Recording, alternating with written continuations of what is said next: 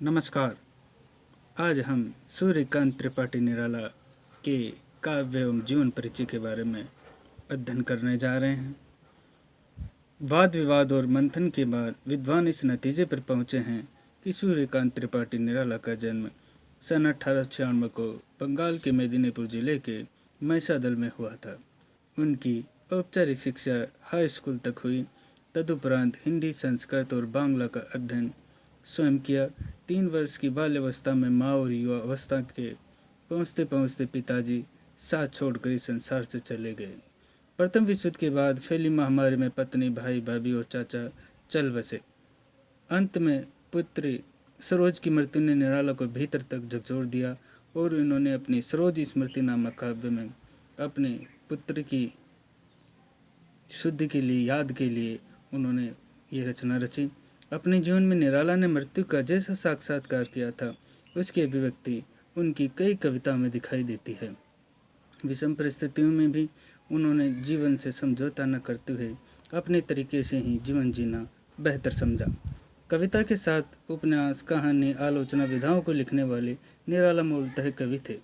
उनकी कविताओं में जीवन का यथार्थ चित्रण तथा मानव की पीड़ा, स्वतंत्रता के प्रति तीव्र आक्रोश, अन्याय तथा विषम स्थितियों, जीवन की विषम परिस्थितियों के प्रति संघर्ष करने की अदम्य गूंज सुनाई देती है। इनके बारे में हम कुछ और विस्तृत जानकारी प्राप्त करते हैं, जो मैंने आपके लिए अन्य ग्रंथों से, अन्य जगहों से एकत्रित की है। सूर्यकांत त्रिपाठी निराला का बचपन का नाम सूर्य कुमार था और 1923-24 में ये मतवाला के संपादक बने। बाद में सुधा पत्रिका में भी इन्होंने संपादक का कार्य किया। इनकी प्रथम रचना 1916 में जूही की कली मानी जाती है। इस रचना के माध्यम से निराला को मुक्त छंद का जन्मदाता कहा गया। छायावाद और हिंदी की स्वच्छंदतावादी कविता के प्रमुख आधार स्तंभ माने जाते हैं निराला जी। इनमें भारतीय इतिहास, दर्शन और परंपरा का व्यापक बोध रहा है। जीवन का यथार्थ इन्होंने चित्रण किया अपनी रचनाओं में। इनकी कुछ प्रबंधात्मक कविताएं हैं। राम की शक्ति पूजा, तुलसीदास। इन्होंने प्रगीत भी लिखे हैं। सामाजिक आलोचना व्यंग्य के रूप में उनकी कविता में जगह जगह प्रकट हुई है। इनकी कुछ कविताएं देखी। राम की शक्ति पूजा, तुलसीदास में तत्सम प्रधान पदावली का प्रयोग किया गया है। वहीं भिक्षु कविता में बोलचाल की भाषा का प्रयोग किया गया है। इनकी अंतिम रचना संध्या काकली मानी जाती है, जो एक काव्य है। इनकी कुछ काव्य रचनाएं देखी। परिमल, अनामिका, गीतिका, कुकुरमुता, अनिमा, बेला, नए पत्ते, अर्चना, आराधना, तुलसीदास, जन्मभूमि। प्रथम बार जो इन्होंने अपनी वेदना को व्यक्त किया, उस कविता का नाम है राम की शक्ति पूजा। इन्होंने कुछ गीत भी लिखे, जिनमें प्रमुख है आज प्रथम गाई, जागो फिर एक बार, वर दे स्नेह निर्जर। इन्होंने उपन्यासों की रचना भी की। इनके प्रमुख उपन्यास है अप्सरा, अलका, प्रभावती, निरुपमा, चमेली, काले कारनामे आदि। इनके कुछ कहानी संग्रह भी उपलब्ध होते हैं, जिनमें प्रमुख है चतुरी चमार, शुक्ल की बीबी, सखी, लीली देवी,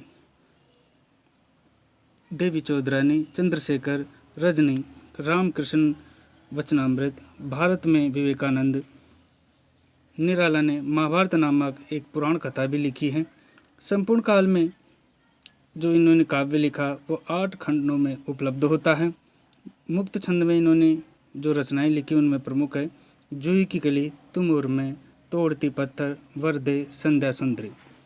भिक्षु कविता विसंगतियों को जागर करती है। हिंदी में इन्होंने गज़लें भी लिखी है। स्पंद, कंपन, धिति, प्यास, पान, न्यस्त निहित, सतदल, कमल, तर्पण, जल देना, इनके कुछ रहे हैं। छायावादी रचनाओं में अनामिका, परिमल, गीतिका और तुलसीदास हैं। तो इस तरह से हमने निराला जी के बारे में बहुत कुछ अध्ययन किया है।